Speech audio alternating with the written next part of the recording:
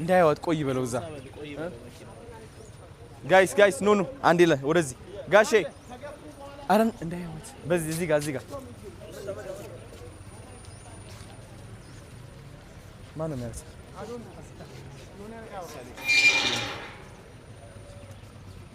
እዛ ጋር ያዘ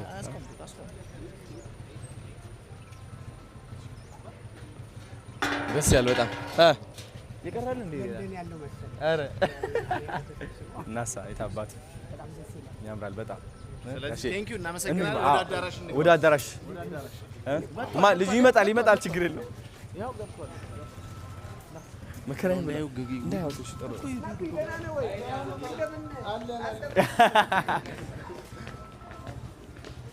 እሺ